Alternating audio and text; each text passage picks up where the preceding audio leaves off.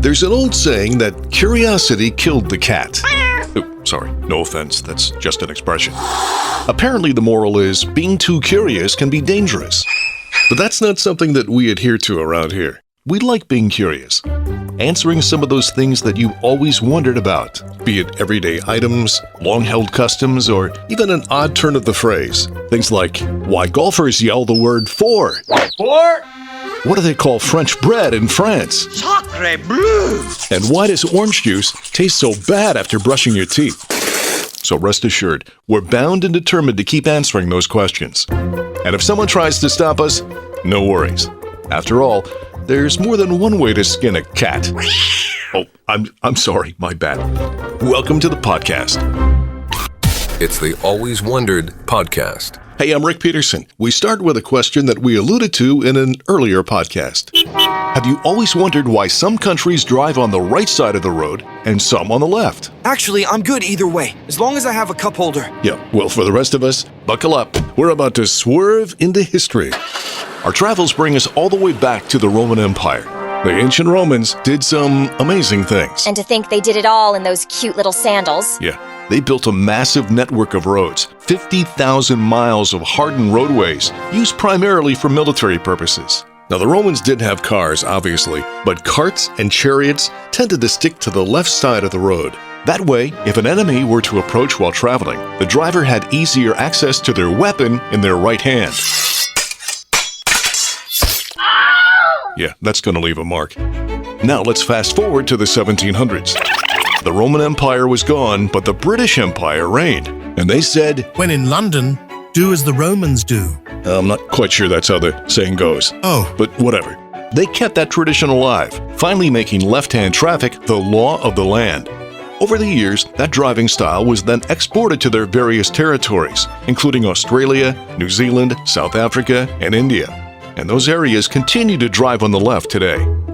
Meanwhile, in America, we were doing our own thing. Because, after all, hey, We're Americans! in the U.S., right-hand traffic can be traced to the rise of freight wagons pulled by large teams of horses.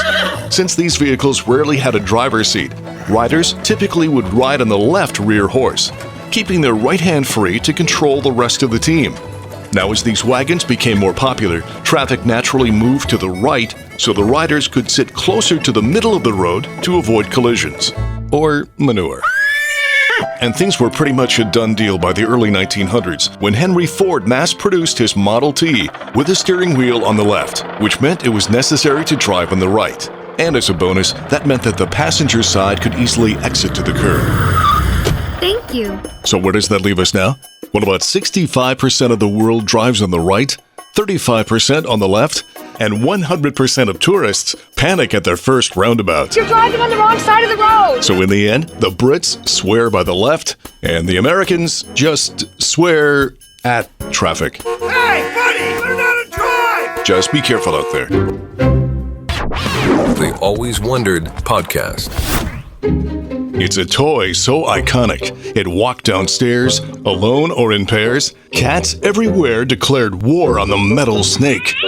And dogs just thought it was a weird squirrel or something. It's one of the best-selling toys of all time. It's Slinky.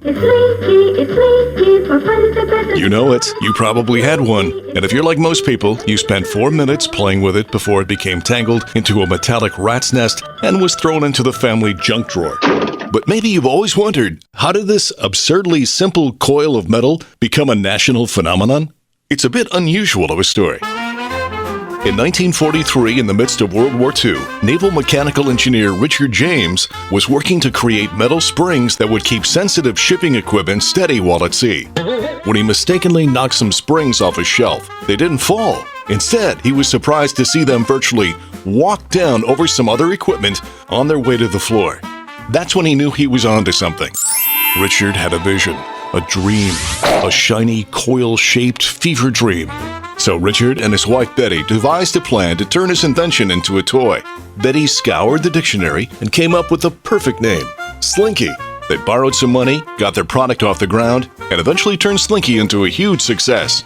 One of the greatest selling toys ever, all invented purely by accident. Oh, and here's another twist. Plastic slinkies were introduced in the 1970s as a safer alternative to the metal slinky. After all, sticking a metal slinky into an electrical outlet could give an unsuspecting kid a bit of a surprise. But the plastic slinky was also created by accident. Another mechanical engineer, Donald James Rham, was trying to perfect a spiral hose for watering plants. However, when he manufactured his prototype, his kid said, "Gee, Dad, that looks more like a slinky." So he retooled it. Of course, cats were still terrified of it, but at least it was now in Technicolor. And the rest is toy history. And to date, approximately 300 million Slinkies have been sold. And here's one final fact from the Slinky Files. You know that iconic Slinky jingle? Well, that was created in 1962 by a couple of writers from Columbia, South Carolina. It was undeniably catchy and reportedly became the longest-running jingle in advertising history. And believe me, whenever you hear it, everyone knows it's Slinky. It's the Always Wondered podcast. Even as a kid, you probably heard the phrase, Mind your own beeswax. meaning mind your own business, get out of my face. But if you've always wondered where mind your own beeswax originated, let's see if we can answer.